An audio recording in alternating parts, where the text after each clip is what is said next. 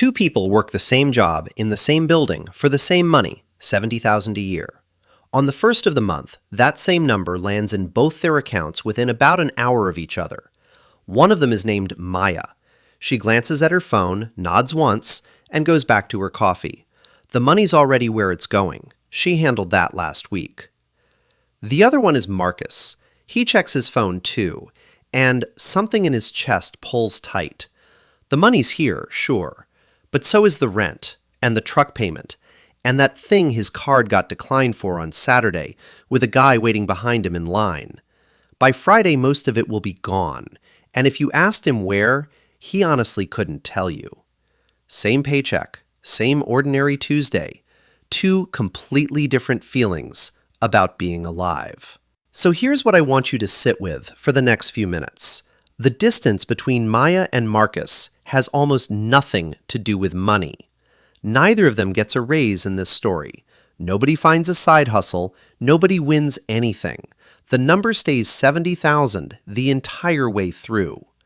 What's different is 5 things. 5 rules Maya stopped having to think about a long time ago, and Marcus has never once been told.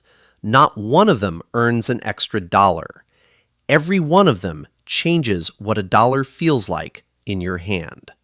And if you make anything close to this, somewhere in the range where you should be fine, but it never quite feels like it, then this is the difference between drowning and breathing. Most people never find out it was a choice. Rule 1.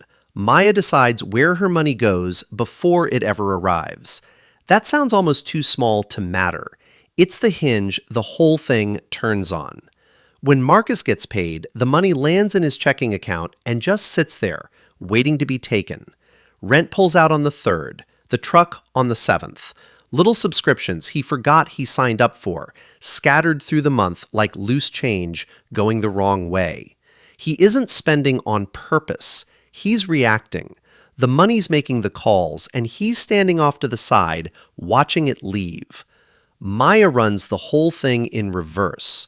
The morning that paycheck hits, it's already got names on it. A chunk for the fixed stuff. A chunk that slides into savings automatically before her hands can get near it. A chunk for the actual living part of the month. By the time she even sees the balance, the deciding is done. That's the gap. That right there is the whole difference between feeling broke and feeling steady on the exact same income. Because broke, the feeling, isn't really about having little. It's the sensation of money happening to you, of opening the banking app and bracing for it. Maya hasn't braced in years, not because there's more in there, because she went first.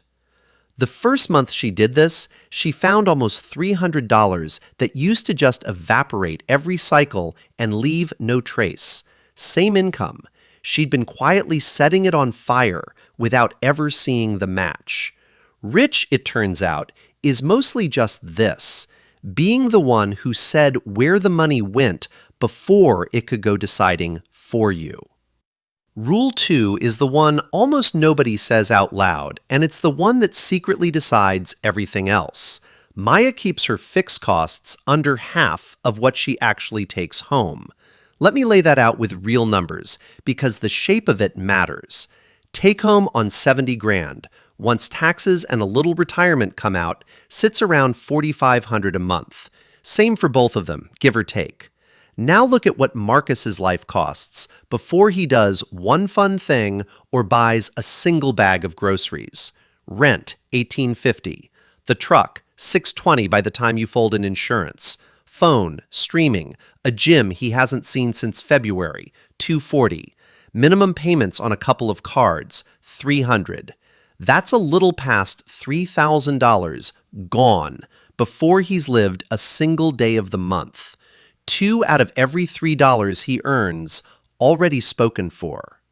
So Marcus is trying to fit an entire life into the $1,500 that's left, and it doesn't fit. It never fits. And the story he tells himself is that $1,500 is just too small. It isn't. The $3,000 got too big. Maya pulls in the same 4,500. Her fixed nut is 1,750. A smaller place she just never moved out of when the raises came. A used car she paid off and fully intends to drive into the ground. The decoration subscriptions gone. So Maya runs her whole life on 2,700 a month instead of 15. Identical income, nearly double the room to breathe. And not for one lucky month, for good. And look, I'm not here to dunk on Marcus.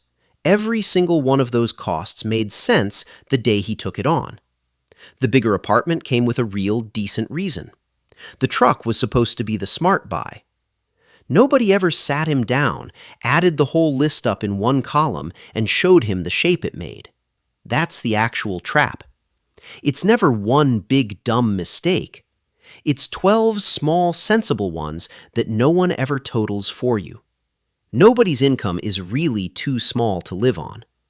Plenty of lives just got too expensive to live in.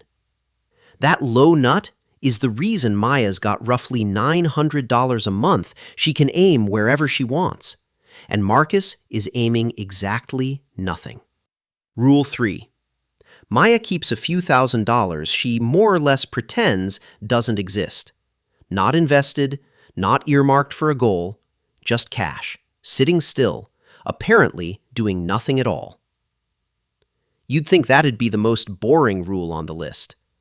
It's the one that changed how she feels more than any of the others.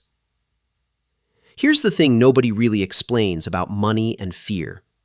When you've got nothing set aside, there's a sound that never fully switches off. A low hum running underneath everything you do. The car makes a noise on the highway and your stomach drops. An unknown number texts you and you flinch before you've even read it.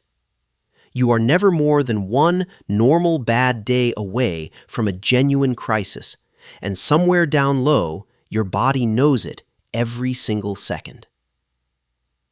Maya's got about $8,000 in an account she barely looks at. That money has never once been spent. Its entire job is to sit there and keep the hum switched off. Marcus has $40 until Friday. So for Marcus, the hum is just the weather. It's so constant he's stopped hearing it as fear at all. He thinks that pressure in his chest is normal. He thinks it's just what 36 is supposed to feel like. The cushion was never really about emergencies. It's about the quiet. The thing we keep calling rich is, mostly, the sound of that hum finally stopping. Rule 4 is where it gets a little fun, and where most money advice has it pointed completely the wrong way. The usual line is, spend a bit less on everything. Shave it all down. Slightly cheaper coffee, slightly smaller this, slightly sadder version of that. And you end up with a life that's mildly disappointing in about 40 directions at once, and somehow still costs a fortune. Maya goes the other way completely. She picks 2 things she genuinely loves, and she spends on them like a wealthy person. For her, it's good coffee, the real stuff, every single morning, zero guilt. And 1 proper trip a year she will not cut for anything. Everything else in her life she keeps deliberately plain and cheap and barely thought about. A quiet, boring house wrapped around 2 bright rooms. And the strange part is how much that feels like abundance. Not because the total's any higher.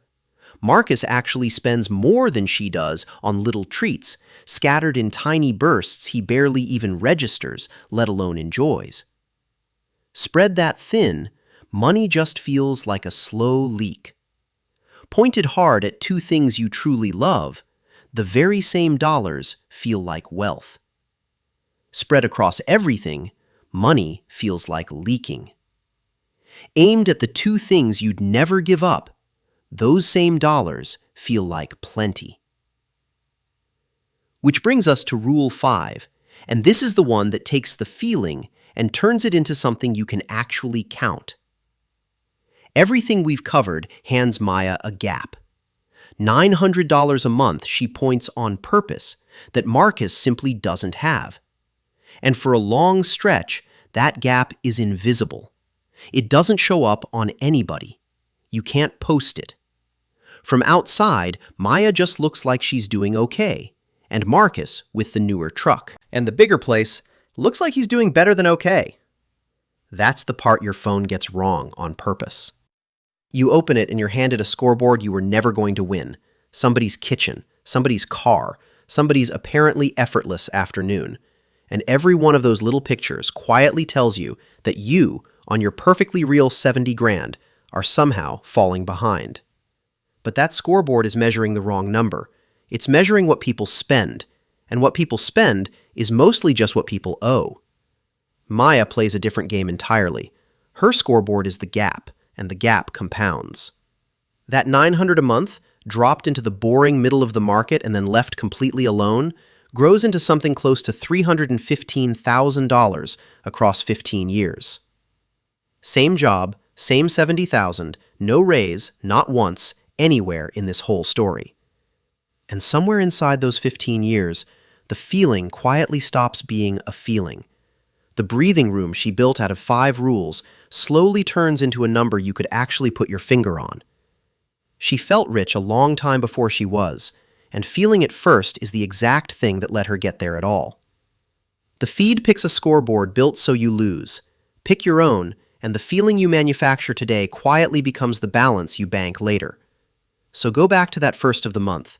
2 people, same building, same $70,000, same single hour of the morning.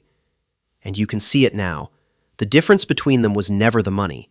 It was 5 quiet decisions about what to do with it. Decide it before it lands. Keep the nut small. Buy yourself the silence. Spend loud on a little and quiet on the rest. And pick a scoreboard you can actually win. Not one of those needed a raise. All of it was sitting there the entire time, just under the surface of an ordinary paycheck, waiting around for somebody to finally point at it. And that, more than anything, is why this channel is even here. To take the machine running quietly underneath your money, the part you were never once shown, and drag it into the light where you can finally look at it. So if that's the kind of thing you want to keep catching, the stuff hiding in plain sight inside your own financial life, then stay, subscribe, and we'll keep lifting the cover off it, one piece at a time. Because the income was only ever the number. What you quietly do with it, when nobody's watching and nobody's impressed, is the part that turns into who you actually are.